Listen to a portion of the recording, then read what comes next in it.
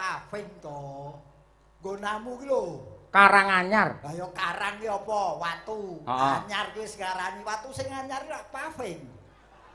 Asem iki plesetan terus iki bocah. Lah lho wong lak biyen rutene saka Karanganyar munggah Langit Mangu. Tawang Mangu. Tawang ki langit ora tau nyanyi lagune ning tawang ana lintang. Tawang ki langit. Oh iya. Lah ngerti to. Ngerti. Lewate terus telaga Macanan kuwi apa? Telaga Sarangan. Ayo kandangan. Sarangan. Sarang iki lak kandang. Ku gak omong ora mudengan lho aku ngono kowe iki angger adem kok bundel. Wong iki sing rada gaul. Dadi saka Paving mau sesuk mulih to kowe.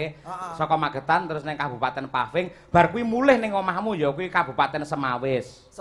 Semarang. Ha iya larange apa? Awis. Lah iya Semawis, ayo. Sampeyan ning Semawis ngliwati ya kuwi kutha Mbajul Kesupen. Nggih susu lho. Boyo lali. Lah ya Boyo ki apa Boyo? Boyo ki Bajul. Ayo lali apa? Kesupen. Lah iya Mbajul Kesupen. Iya. Kowe terus lewati kutha entuk pitu ki to. Heh? Kutha entuk pitu bar Bajul Kesupen kutha entuk pitu. Salatiga. Lah ya salah telu ki lak entuk pitu. Kaya entuk ae ora ae. Wong kowe iki tenan kok niki dipinari lancar mergi kula lewate lak tol. Jalan tol. Tulisane TOL ya tol. Ning kaprahe piyayi ngarani lewat jalan bebas hambatan yaitu jalan tol. Aku tetep tol. Wong sing lewat aku kok sing ngeyel kowe. Oh iya sing bayar kowe ya. Temudune kutha Ngawi. Ngawi. Ngawi iki cedhak wong ki adoh ya diawe. Bablas ning prapatan iki maca pejah ki apa pertelon maca pejah ki lak nganan. Maos pati. Ya maos ki lak maca to, pati ki pejah. Wah, ora tau nganu kowe iki. Kowe tibake iki nggone iki pelabuhan apik to iki. Perumahan pelabuhan apik iki. Perumahan Bandar Sari Raya. Bandar ki pelabuhan Sari ki apik. Loh, jadi pelabuhan kene tempat belaburnya orang yang indah dan asri suasananya. Wah, iya. Di perumahan iki. Iki wong iki sing nimbal iki ora ben-ben Piai Kejaksaan Agung lho iki. Jakarta. Jakarta lho iki. Tiwas aku ki anggarane Magetan. Lah iki pentase ning Magetan lah ya pas to anggaran Magetan kuwi aja crigis lho. Ora sing nyeluk ki Piai Jakarta. Wong aku ya tau ditimbali ning Kejaksaan Agung kono ki anggarane ya kono. Panjenengane iki ngendika lamun ngastana Kejaksaan Agung ngertiku ya sore mau mergo didhawuhi karo Pak Sudarsono. Saurunge aku ya ora ngerti. Bareng tekan kene Pak Darsono paring dawuh. Niki piyayi ning Kejaksaan ingkang putri ngasta wonten Dinas Pemda Magetan mriki. Dadi kowe ya ora ngerti. Ora ngerti. Walah nasibe padha. Ning ora apa-apa wong dhewe iki nawaitune teko rene iki sowan Pak Sundaya. Angele asmane iki. Pak Sundaya kena, Pak Sundoyo kena. Nggih Pak Sundaya nggih ujube nderek bingah keng putra sampun dipun supetaken dipun tetakaken. Mugi dados anak anung-anan dita ingkang bekti marang Biyung Rama lan agama sarta negara. Amin. Ingkang bakuna nderek ndongaaken. Apa to sebabe wong lanang kok kudu ditetake? Nah, iki ngaji lah aku. Iki ora mau wis pengajian kok. Iki ular apa ki jenenge ngudi kawero. Tukar pengalaman. Nah, mergo kuwi wis memenuhi beberapa hal yang berdampak positif. Upamane wong lanang ki yen ditetake dipandang dari sudut hukum agama kuwi sudah bersih dari najis. Betul. Dipandang dari sudut kesehatan kuwi wis dipandang bersih dari kotoran. Mergo yen urung disunatke kadang ana kotoran sing nyelempit. Betul. Mula mbiyen taun 70-an ning Amerika kono akeh para putri-putri ingkang demo njuk rasa nyuwun mbuh agamane apa piyai kakung Amerika kudu sunat supaya ora dadi penyakit. Betul. Kuwi dipandang dari sudut kesehatan. Kesehatan. Dipandang dari sudut fashion. Model. Kuwi yen bar disunatke kuwi gleling. Kemplelet ngono. Bentuke wis pokoke model ngetren. Siap tempur. Nah, iki sing luwih penting dipandang dari sudut etika kuwi wis memenuhi syarat. Tegese Tak kei contoh. Wong en arep mlebu omah, kayan nganggo topi, nganggo helm, nganggo caping lah ora beretika. Saru. Mesti kudu dicopot. Ora beda cah tetak, wong lanang tetak. Ngene iki secara etika wis memenuhi syarat. Upama mlebu omah wis sopan. Oh iya. Enggenku ki enek, jane wis tetak malah bareng mlebu gawe helm ni enek yen model ngono kuwi. Kuwi ora dijahit mesti. Ora dijahit. Lho iki ya wong jenenge tukar kawruh adu pengalaman kok, Mas. Bener. Dadi sing baku niku nggih kudu menurut kesehatan baku. Mergo Pak Sundaya Piyai ngendi to jan iki? Asine Piyai Ngawi. Nah. Terus lenggah ana laladan Magetan kene, ngastane ana ing Jakarta. Wis Sundaya ke, Pak? Nggih. Sundaya. Nggih. Ya iki. Sundaya ki tegese apa? Sampeyan sing tukang ngonceki kuwi. Sun kuwi sunah kuwi dilakoni apa meneh sing wajib. Ki. Jadi beliau selalu melakukan apa kewajibannya sebagai seorang muslim. Sunnah we dilakukan apalagi yang wajib. Betul. Dono driyah kuwi wis dadi kebiasaan beliau. Ya so tontonan kanggo nyenengake piyai akeh kuwi hobine. Garwane Pak Sundaya Ibu Ervina R. R ki biasane bensine entek R. Iki du kendaraan yo ora. Diterjemahne garwane Pak Sundaya iki lho. R kuwi R huruf R apa ER? ER. Nah, iki sing guru tak uceki yo iki. Mergo angel lho. R iki kecekel wine iki lho. Mengko mesti bakal kecekel. Dagelan cerdas kok ya. Ayo, ora kena selak. R. Iki to, aku to. No. Oh, tak kira kowe dhewe. Bagiane dhewe-dhewe lek crita aku lek bagian ngonceki ngono lak sampean sing wasis wong tanggamu wedoke kok onceki nyatane meteng. Aja gawe isu to. Bojo kowe tak onceki angel kok tanggoku. Lah iya, R, ayo. Iki lho. Lho diwangi to, Nduk, aja malah buka HP. Ana padine bingung kok. Kuwi ya browsing goleki kuwi ya. Kowe goleki to? R. R ki apa ya? Aku yen wong liya wani iki sing nanggap mosok tak. Lah ya nganti kleru nganti elek potong ora. R ki apa le? Agar do ora ngerti kok ndungluk kabeh kowe. Biasane do ngewangi lho. R ki bubarka. Ora iki ER ki lho masalahe R dhewe aku ngerti. Ayo apa? Ayo iki. Wae nganti subuh iki tak oyak terus iki. Ayo. R ki saka tembung eran temen anggone nresnani marang keluarga. Akhirnya ketemu juga elok tenan. Eram temen anggone nresnani keluarga. Eram temen Mas Gareng le cerdas bengi iki kan. Wah yen golek duit ini. Ayo, iki ora gampang lho. Finansiale wis dipenuhi karo Pak Sundaya. Buktine? Loh, apa penjaluke wis dituruti beliau itu. Wis, wis dilunasi seminggu kepungkur. Wis saya nggo wayangan ngene iki sipil. Upil ya? Ora militer, sipil. Malah kaya penduduk ora. Nah, wis sapa asmane? Nah, kari dhewe. Nah. Namanya istri ya selalu setia dengan suaminya. Ah iya, sing penting nae sing dikhitanke iki. Ayo. Muhammad ora perlu, iki wis cetha kok. Bagas Al Faruq.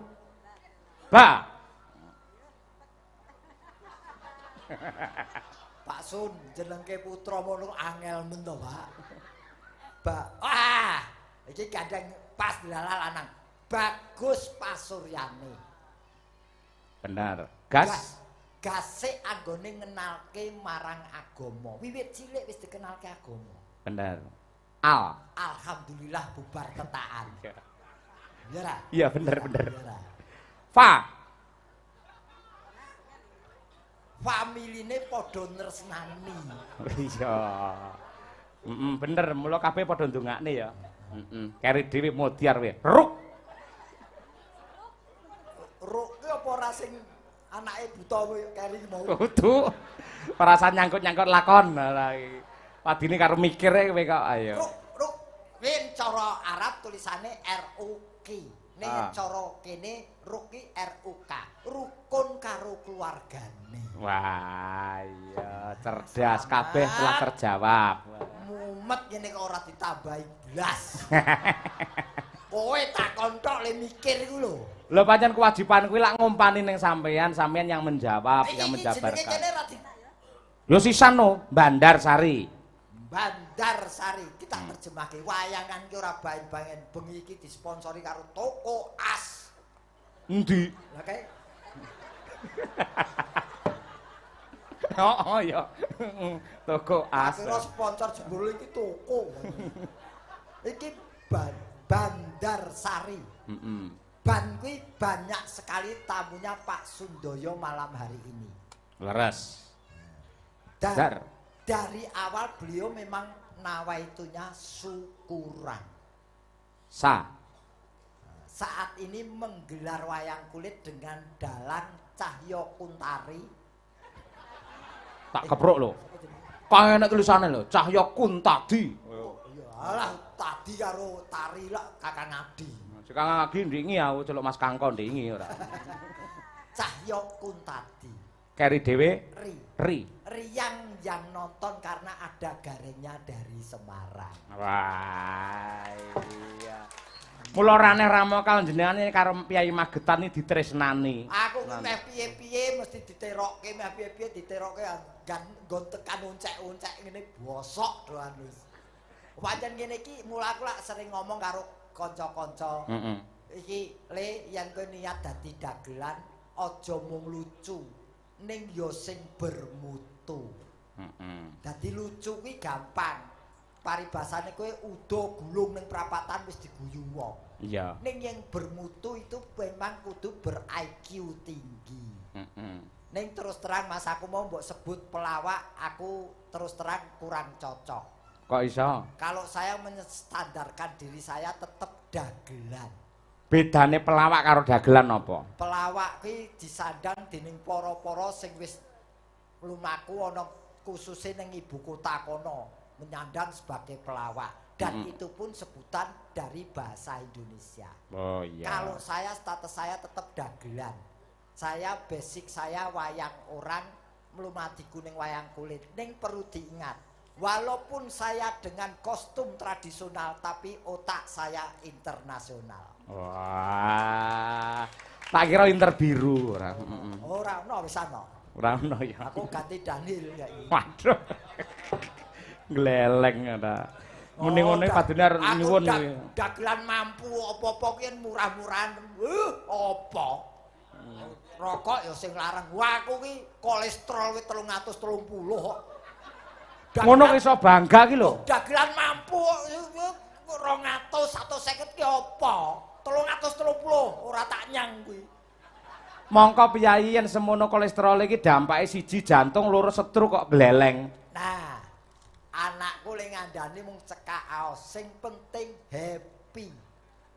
Penyakit apapun kalah dengan orang yang senang hati dan pikiran juga jernih. Makanya aku selalu happy di setiap harinya. Oh iya. Wis angger wis ora ana gaweane game. Timbangane kene bunek mikir penyakit saya lara. Wingi iki tanganku digenekke larane ora umum. Ngene iki lho, larane ra umum. Saiki alhamdulillah. Kuwi kakean ngegame tanganmu ngono kuwi. Anakku yo ngono kuwi mbiyen. Lah ngegame lak ngene to. Lah iki sarap-sarape lak gerak terus. Kesel akhire angel nggih obah. Justru iki tak gerakke supaya ora meneng. Ngene, timbangane ngene. Ah malah nista. Oh iya. Tanggung ngene, ya sing baku kaya apa sarane anakku sing penting happy lan pikiran jernih. Oh iya. Penyakit sirna lelara lunga. Amin ya rabbal alamin. Saya wis ngene iki, wah alhamdulillah. Wis diparingi rezeki isih dipirsani piyayi sakmene akeh. Iki materi entuk, kesenengane ati ya entuk. Betul. Iki wong seniman iki ya wis ngene iki. Duit butuh ning luwih seneng yang diperhatikan. Kuwi jenenge seniman. Iya. Intine mergo seniman kuwi kabeh apa wae jurusane baik seniman tari, pengrawit, sinden, penyanyi, pelukis, intine gur siji. Apa? Pamer. Oh iya, Lah yen seniman pamer ora ana sing nonton lak ya muspra. Kaya awake dhewe iki lak tontonan. Mongko afdole sing jenenge tontonan kuwi kudu ana penonton. Lah kuwi. Bener, Tontonan ora ana sing nonton. Wah, wis ngalami aku, Mas. Zaman ning Tobong ngendi? Ning Tobonge sing nonton 3 iji. 5 ki lho wis rame. Nah itu nanti akhirnya akan terjadi hal yang negatif. Ya, Ini niki alhamdulillah tamunipun Pak Sundoyo sampun kuatah niki. Alhamdulillah. Di luar perumahan juga pada datang. Piyayi-piyayi sampun purna jabatan ugi kathah banget ingkang nyengkuyung Mas Gareng. Salut kagem masyarakat ing perumahan mriki tasih wonten gotong royong lan sayuk rukunipun. Nggih. Nggih padha karo sing mbok omongke. Apa? Gonmu karo gonku kuwi mungkin ora berbeda jauh. Gonku kono ki perumahan dadi sifate wis lulu gua-gua. Individu. Lah kuwi lho sing berat. Angger perumahan kok ngono ki berat. Ngono lho ning kono dadekke RT ora pecah kene. Gur RT kok dipamerke ora. RT iki saiki ujung tombak lho. RT iki ujung tombak. RT iki yen biyen rukun tetangganya saiki RT iki rekoso, T iki tombok. Oh iya.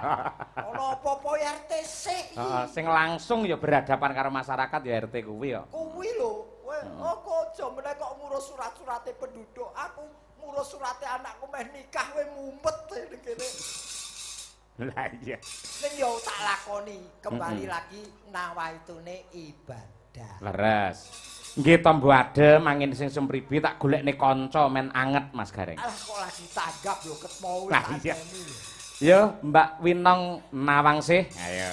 Hormati ngangge cublak-cublak suweng men jumeneng. Yo berpacu dalam melodi. Ya yuk.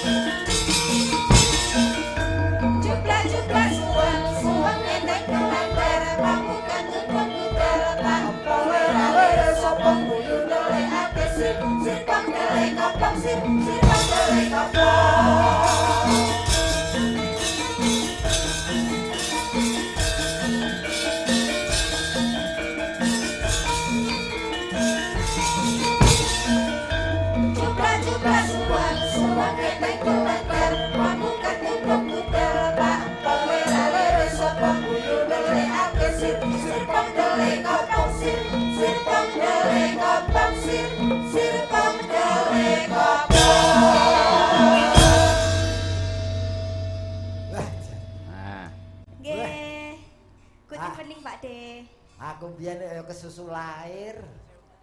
Lah ngopo kok maido awake dhewe? Saiki ayu-ayu nom-nom ngene iki lahirku bareng dheweke lak ya sebabak. Oh iya, oleh-oleh lahir kempur puten nih ngono kuwi ora. Wong wedok saiki saya ayu, perawatane ya jos. Ah iya ngerti wong ngene iki biyen aku arep dilahirke no wegah. Terus arep ngopo? Mlebu neh ngono piye? Ah, kok nginep to. Lah jenengan kelahiran pinten? Ora usah takon karo guna-guna kaya mau ya. Kowe bolone karo Sembadra mau ya. Mboten. Guna-guna. Kula namung tanglet lho, Pak De. Kok kadake aku buta terong kok. Ora ngene lho. Ngelek kelahirane jenengan ki jelas biasane tahun pira ki ngundange si Winong nang sampean ki cetha apa Mas apa Om apa Pak D apa Eyang ngono lho. Justru kuwi sing tak Wong ya wis ora apa-apa, ora kena nyelaki fakta. Aku 28 wingi genep 58. Jenengan sak kakung kula berarti. Kula jenengan sak kakung kula. Ya sekono nyambut gawe dhewe. Kok ngapa anane kok kuwi? Pancen aku ki jane kudune wancine wis duwe putu. Nah, nggih. Ning mare anakku kesantenan dadi nganti saiki urung duwe putu. Nek ya ora apa-apa, putuku ya iki ya wis tak anggap putu dhewe. Iya. Anjale tak gendong, Pak. Arep njaluk didusi, Pak. Ki nembe wae lulus saka SMKI. Oh, lulus SMA. Masih panjang perjalananmu. Ngati-ati, kowe pinter, swara apik, rupa ayu, pawakan apik. Hati-hati, kiwa tengenmu codot tok. Mongko kiwa tengenenmu lho nang jane ya gareng kuwi, codot kuwi. Codot senior kuwi malah ora.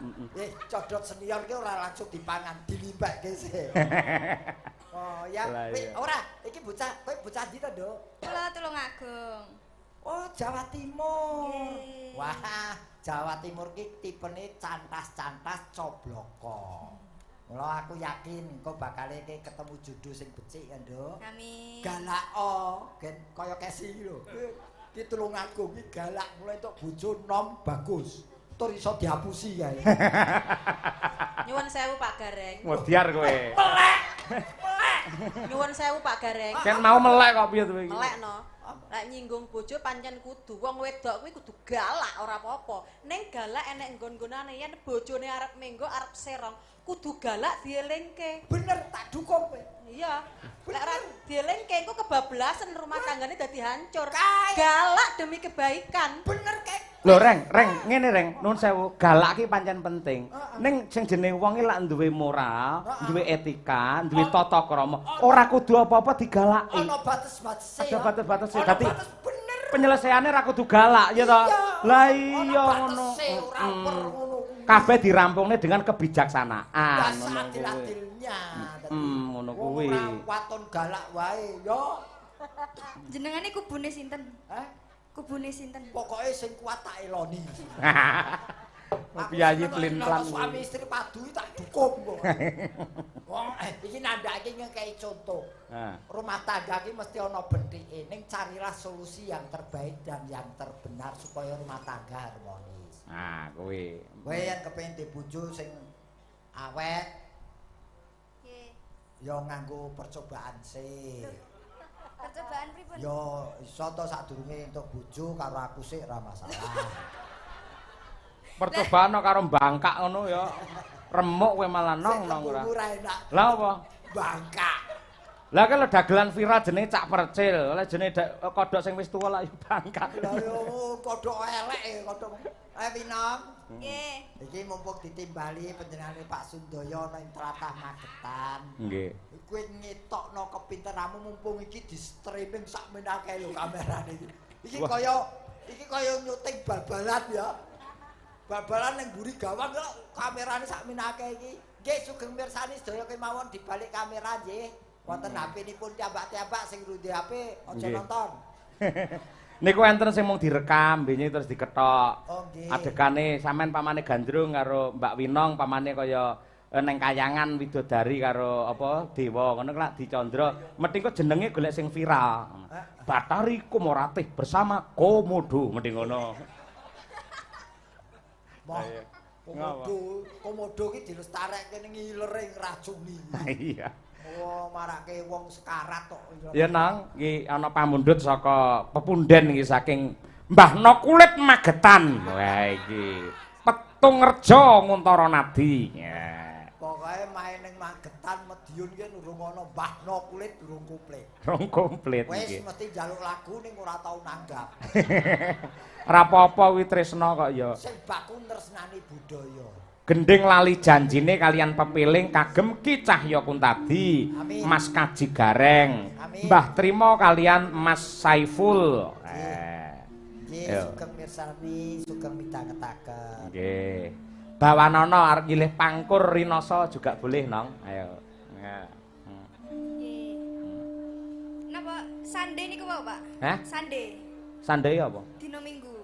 Jangan lali janjine. Oh iya, santai. Aku biasanya tekaku monde yo. Roti lawas kuwi. Monde. Nggih. De monde. Ngono. Isine kacang.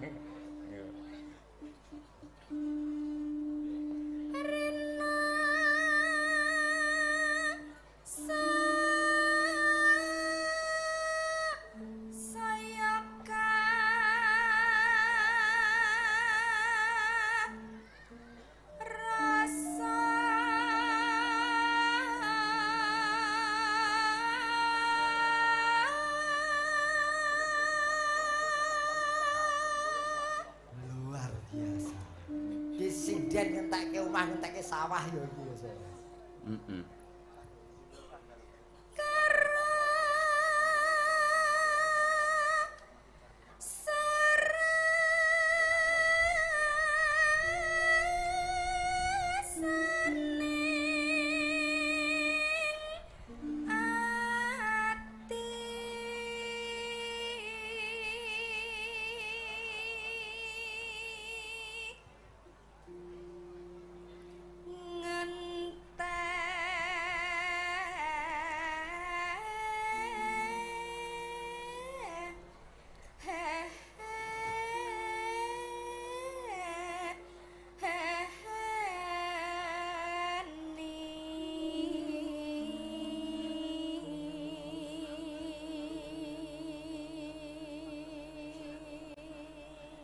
Piye, suarane halus to, Reng?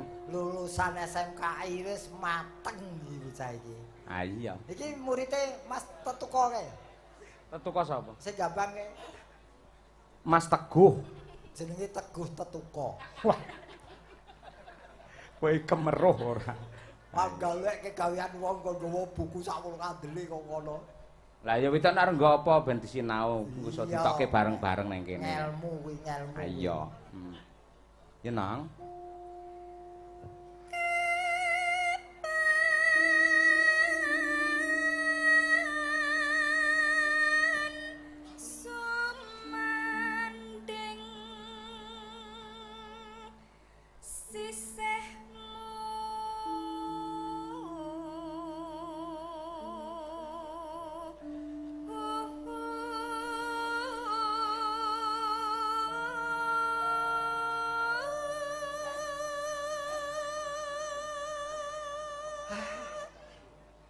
Ngayu kleru sithik ora masalah. Apa kleru ki, Mang? Ora. Upama kleru. Upama kleru. Coba wis tuwek nglengo ngono wah.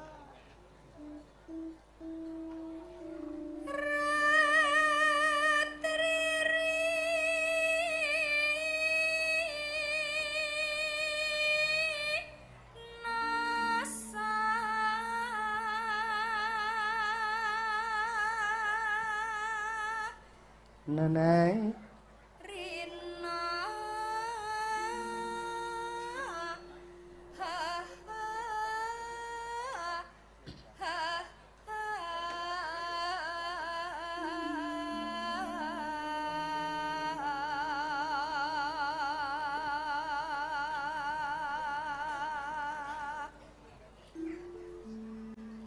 yen wis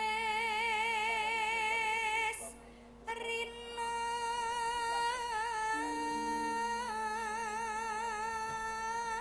neno enggal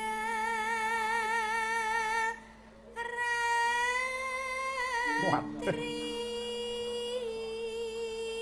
kang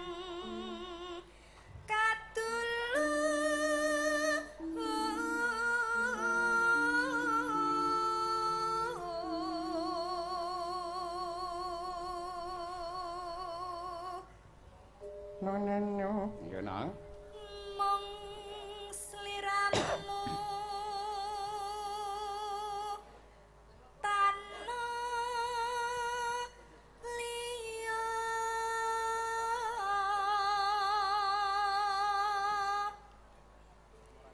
tak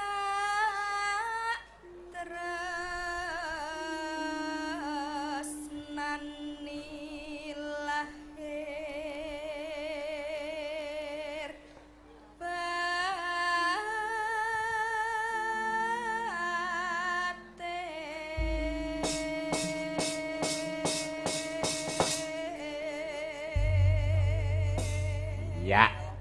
Monggo dipun lajengaken lali janjine. Ayo. Ya nang, tenos.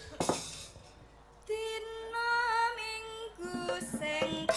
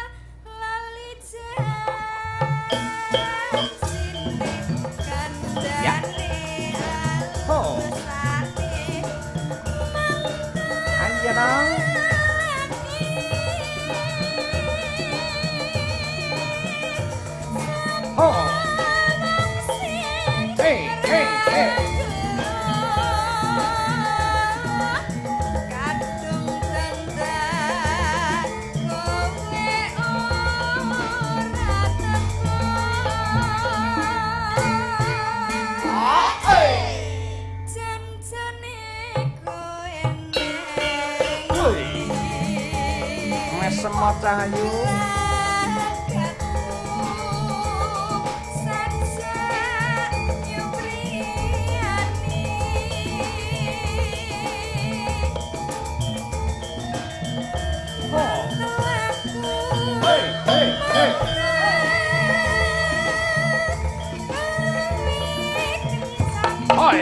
Yuk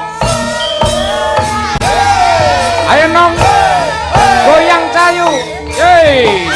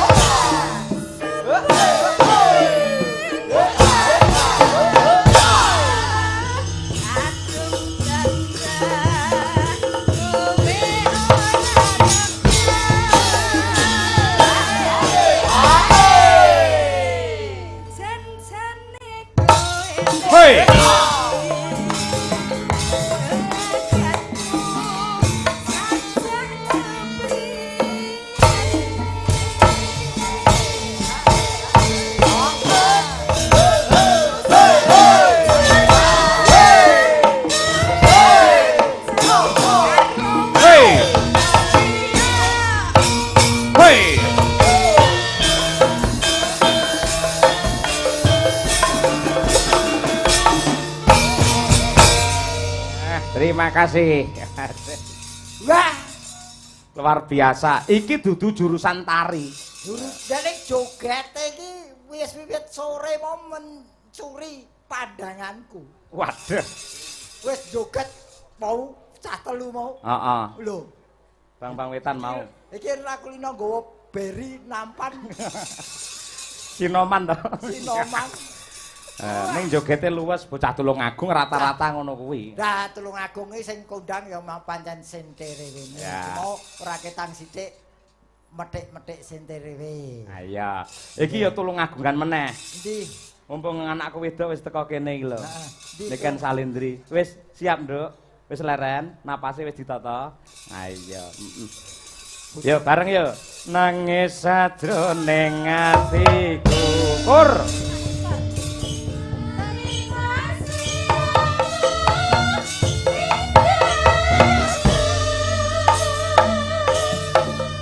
Yo. Nen nen nen.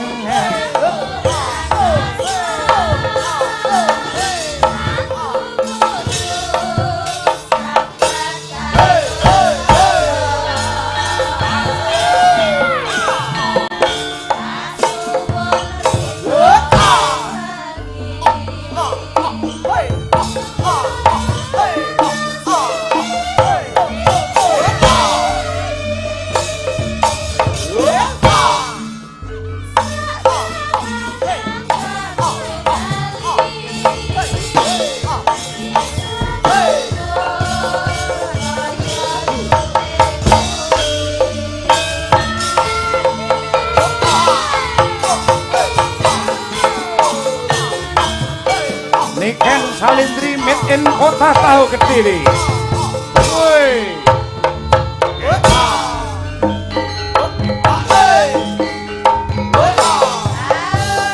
Woi.